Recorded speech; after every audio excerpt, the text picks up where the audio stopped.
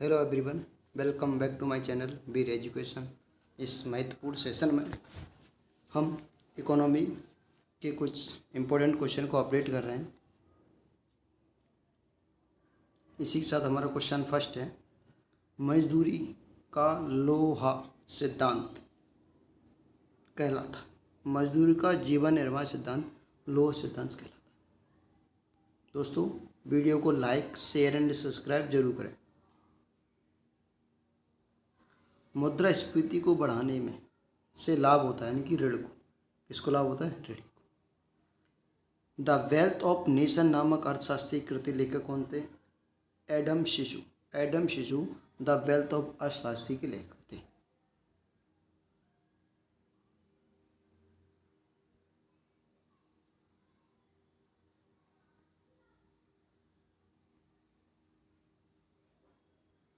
आगे देखिए साथियों,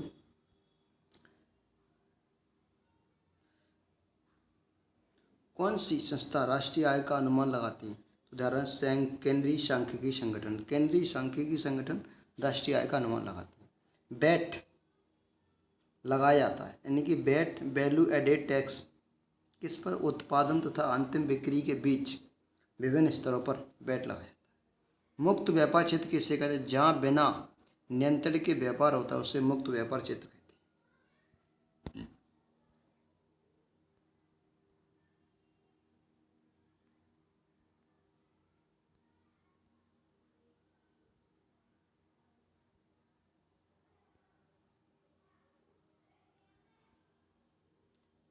देश के महान सांख्यिकी वक्ता डॉक्टर प्रशांत चंद्र मालवीय का जन्म 29 जून को किस रूप में मनाया था? तो राष्ट्रीय सांख्यिकी दिवस।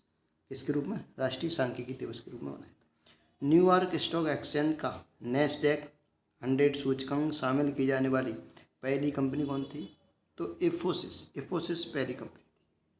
भारत की 11वीं पंचवर्षीय योजनाओं की अवधि क्या थी? तो 2007। क्या थी? 2007।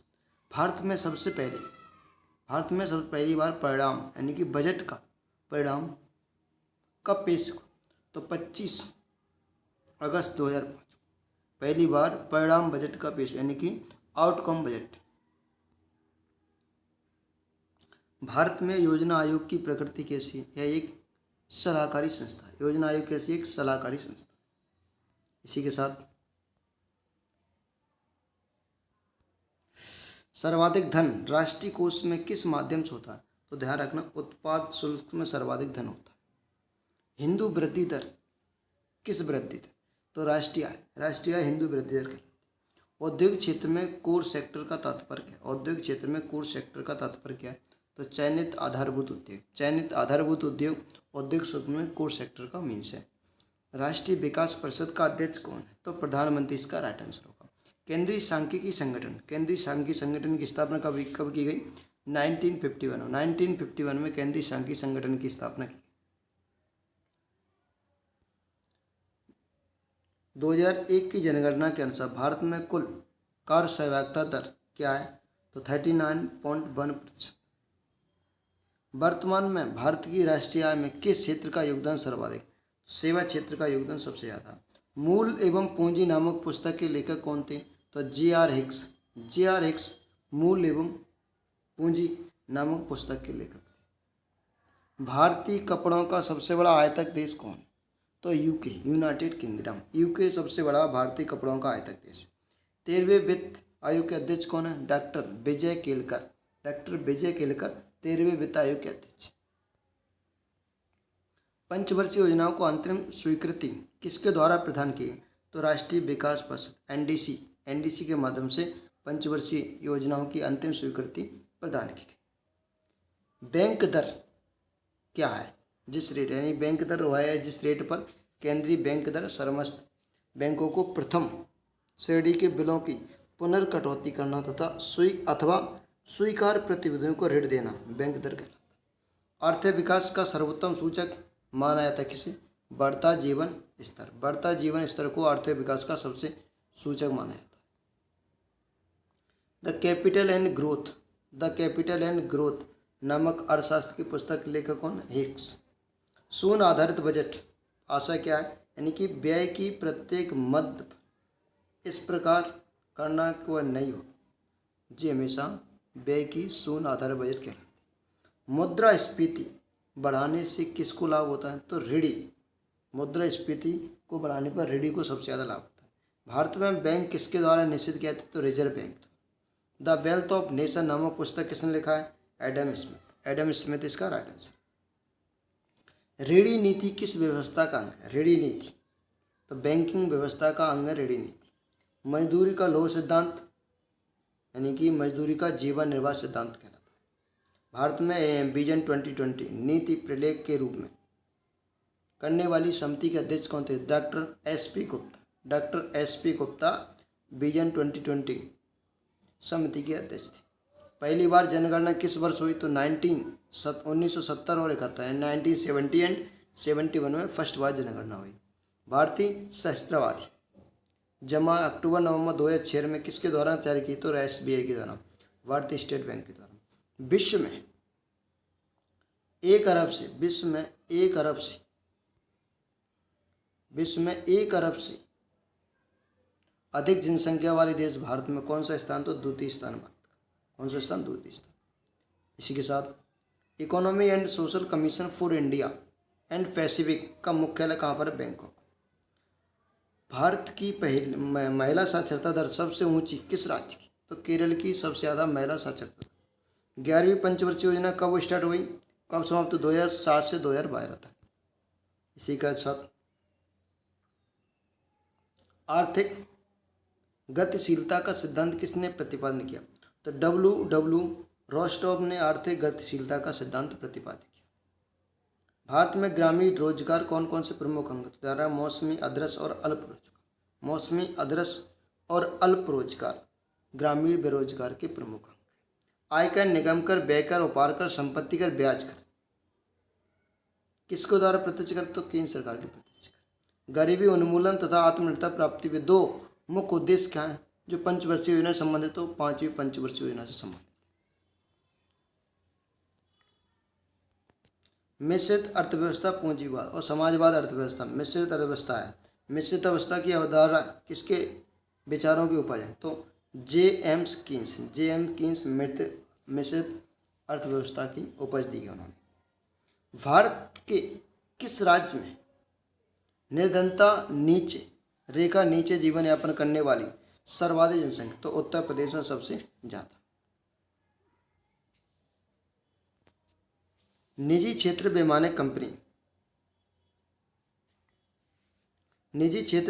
कंपनी एयर सहारा का अधिग्रहण किस कंपनी के द्वारा अप्रैल 2007 में किया गया? तो जेट एयरवेज कंपनी के द्वारा इसका अधिग्रहण किया गया था। किसका? वैमानिक कंपनी एयर सहारा का। शून्य आधारित बजट किसकी अवधारणा में प्रतिपादित है? तो पीए पायर ने शून्य आधार बजट का प्रयोग किया था। प्रतिपादक समझो। अंतर्राष्ट्रीय मुद्रा कोष की स्थापना किस घटना के परिणाम स्वरूप हुई? तो ब्रेटन वुड्स कॉन्फ्रेंस के परिणाम स्वरूप अंतर्राष्ट्रीय मुद्रा कोष की स्थापना की गई। फर्म आय योजना किसके द्वारा प्रतिपादित? तो जनरल इंश्योरेंस कॉर्पोरेशन के द्वारा। भारत में कौन सी योजना सोवियत मॉडल पर आधारित? तो द्वितीय योजना सोवियत मॉडल पर आधारित।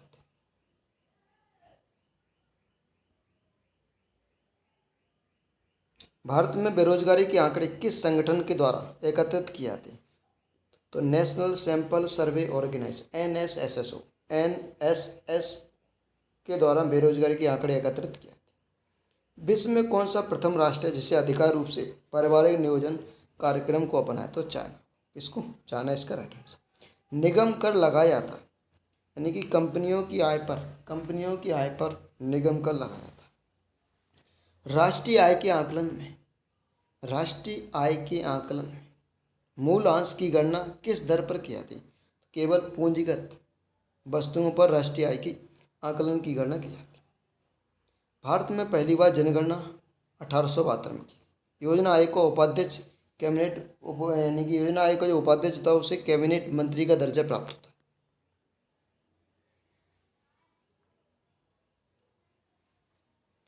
इसी के साथ किस विधेयक के द्वारा सरकार वर्ष भर में राजस्व एकत्रित करने की व्यवस्था करती है?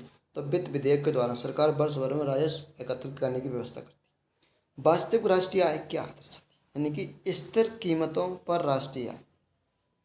इंडिया ब्रांड इक्विटी फंड की स्थापना किस वर्ष की गई? तो 1996 इंडिया ब्रांड फंड की स्थापना की। मल्होत्रा समिति का संगठन किस प्रयोजन से किया गया? तो बीमा क्षेत्र में सुधार की सिफारिश देने के लिए मल्होत्रा समिति का प्रयोजन किया गया। किसके लिए? बीमा क्षेत्र में सुधार सिफारिश देने के लिए मल्होत्रा समिति का प्रयोग किया गया। महान विभाजन वर्ष शब्द जनसंख्या के संदर्भ में देने वाली प्रयोग किया जाने वाले कब किया था? यानी कि महान विभाजन का वर्ष शब्द जनसंख्या के संदर्भ में दिया गया, ये शब्द कब प्रयोग किया गया? तो 1921 के बाद। 1921 के बाद जब भारत की जनसंख्या तीव्र गति से वृद्धि हुई तो क्या कहा गया? महान विभाजन का वर्ष जनसंख्या। डवाक्राफ्ट से क्या अभिप्राय है? तो ग्रामीण क्षेत्र में महिला एवं बाल विकास कार्यक्रम, ग्रामीण क्षेत्र में महिला और बाल विकासों के कार्यक्रम डेवलपमेंट करने की डाबरा का अभिप्राय। घाटे की वित्त व्यवस्था का अर्थ क्या है? आगम से अधिक खर्च करना, आगम से अधिक, रेवेन्यू से अधिक खर्च करना घाटे की वित्त व्यवस्था कहलाती है। ध्यान रखना साथियों। संपत्ति की अवधारणा में मानवीय संपत्ति किसे सम्मिलित किया गया? तो फ्रीडमैन को संपत्ति की अवधारणा का मानवीय संपत्ति सम्मिलित किया गया। प्रबल प्रयास सिद्धांत किसने प्रतिपादित किया? प्रबल प्रयास सिद्धांत, तो इसका आंसर होगा आर रेडॉन से ने प्रबल प्रयास का सिद्धांत, बिग पस थ्योरी का सिद्धांत दिया। भारत में कौन सी योजना पंचवर्षीय योजना जो सोवियत मॉडल पर आधारित है? तो द्वितीय पंचवर्षीय योजना सोवियत मॉडल पर आधारित है। कृषि विपणन के विषय में कौन सा अद्यतन जानकारी प्रकाशित करता है? यानी कि अर्थशास्त्र और सांख्यिकी विभाजन, अर्थशास्त्र और सांख्यिकी विभाजन इसे कृषि विपणन के विषय में जानकारी प्रदर्शित करता है।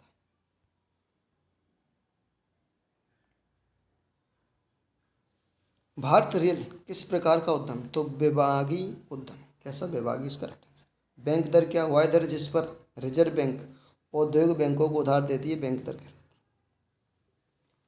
भारत के लिए किस औद्योगिक कंपनी में मिश्रित अर्थव्यवस्था की अवधारणा लाई गई? तो ध्यान रखना 1948 की नीति में औद्योगिक नीति को मिश्रित अर्थव्यवस्था की अवधारणा लाई गई। वैट क्या है? मूल्य वर्धित कर, उत्पादन शुल्क पर लगाया जाने वाला एक कर। भारत में किस वर्ष मुद्रा दार्शनिक प्रणाली अपनाई गई? तो 1957 मुद्रा दार्शनिक प्रणाली अपनाई। अंतर्राष्ट्रीय मुद्रा कोष का मुख्य कार्य क्या है? सदस्यों के बाकी भुगतान की समस्या को हल करने में सहयोग देना जी अंतर्राष्ट्रीय मुद्रा कोष का मुख्य काम। इसी के साथ वह कर क्या है जिस कर पर आधार बदल जाने पर भी कर की दर समान रहती? कौन सा कर कहलाता? तो ध्यान रखना इसे, अगर यानी कि ऐसा कर जिसमें आधार बदल जाए तो उस कर को कहते हैं आनुपातिक कर। क्या कहा जाता है उसको? आनुपातिक कर कहा जाता है। वेल्थ ऑफ नेशन नामक अर्थशास्त्री की कौन सी पुस्तक थी? तो एडम स्मिथ ने वेल्थ ऑफ नेशन नामक पुस्तक लिखी।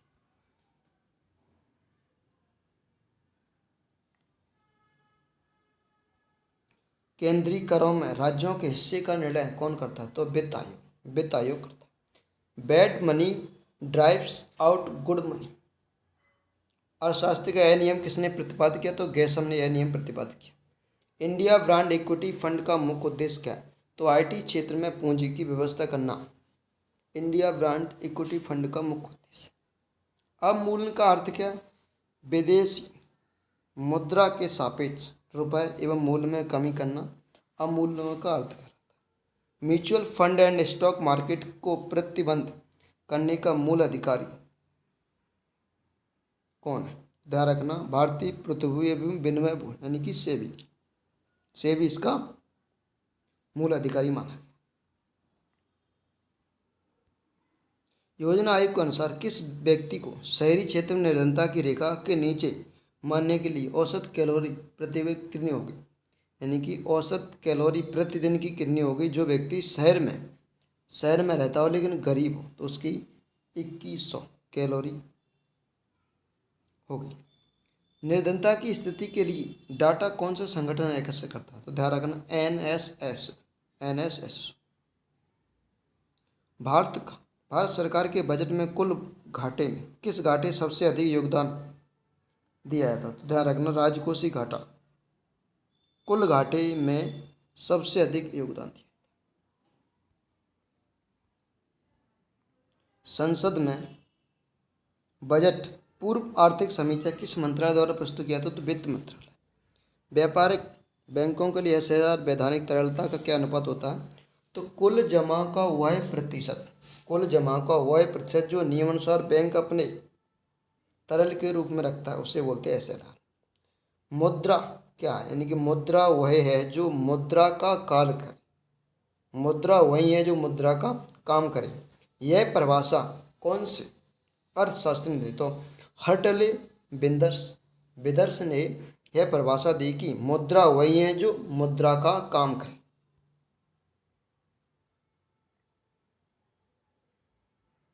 दोस्तों, वीडियो को यहीं पर समाप्त करता हूँ।